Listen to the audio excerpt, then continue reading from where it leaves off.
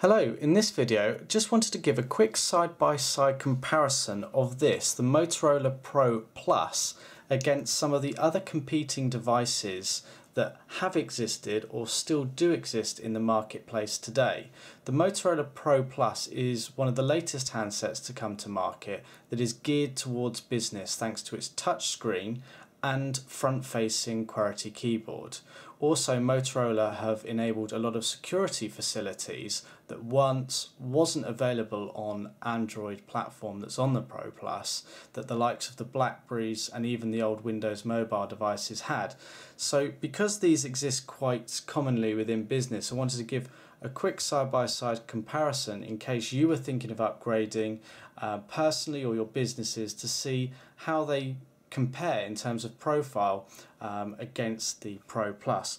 So let's bring in firstly the Nokia E72. So if we just move this out, so this was the successor to the E71. Now the E series is metal, it feels much more robust, but let's take a look at it in terms of actual profiling.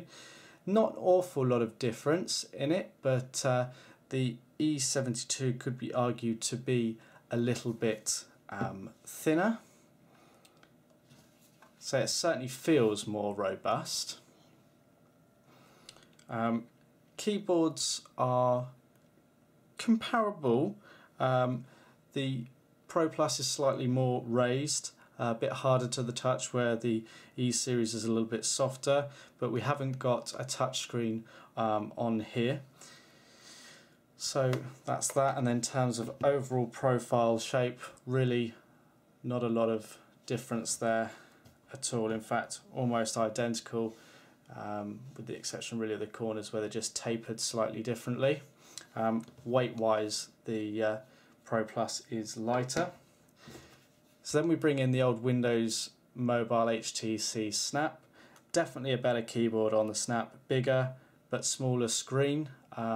That was touchscreen. We don't have the trackball facility, it's all touchscreen here. So benefit to the Snap is the bigger keyboard. Profiling, again, the Snap maybe a little bit slimmer, not a lot in it. It sort of feels quite comparable in hand. Again, profiling wise, probably really not a lot in it. You know, Motorola have done a good job of getting this to a good size with a touchscreen and what have you.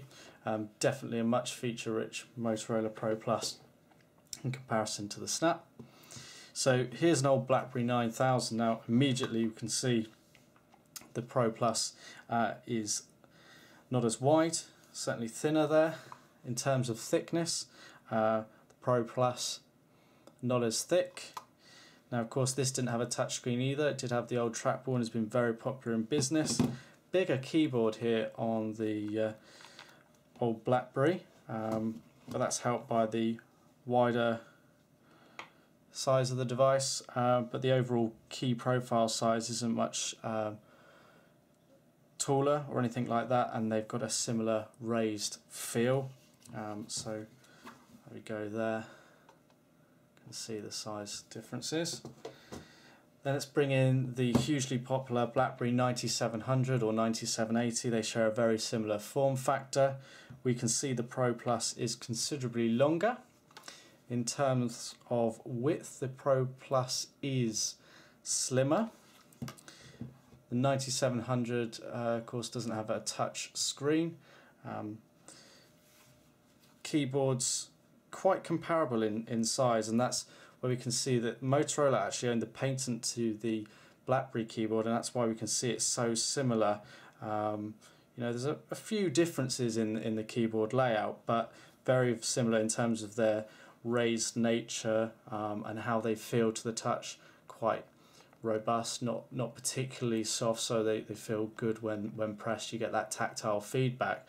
So actually for users upgrading from a 9700 or 9780, the keyboard experience is going to be very comparable on here, and in fact you can see some of the keys at the bottom, like the spacebar, are actually bigger overall, which is a benefit. So the sort of migration period, if you like, going from BlackBerry to Android will still be an issue, but from keyboard wise it won't be such a big deal. And then finally the HTC ChaCha, which has been more popular with the youth thanks to the Facebook button, but it's still a very good business device based on the fact of this massive keypad that it's got here, including navigation buttons that you don't get on the other devices here. This is a big plus here. It's touchscreen as well, but much smaller, and really can only be used in portrait mode like so. In terms of profiling, comparable. The ChaCha may be fractionally slimmer, but what you have got with the ChaCha is this lip on here, which is both beneficial and a drawback. It kind of feels nice because when in the hand it sits quite comfortably and it's got that natural bend to it, but also it's one of those things you either like or you dislike. Overall profiling size, the ChaCha is squarer, so it does have a bigger perhaps profile, almost identical in length. Motorola Pro Plus just a little bit bigger there, but advantages of the bigger touch screen. But the keyboard certainly much better on the ChaCha. Just look at the spacing of the keys. Having said that though, you don't have quite the same hardness to the ChaCha keys as you do the Pro Plus, which is good in a way because these are softer to touch, but this sort of hard raised feel that you get on these keys can actually be beneficial for some users. So that's a quick video to show some of the key differences between devices on the market or in use by people within organisations today. So this is the Motorola Pro Plus, which is now available.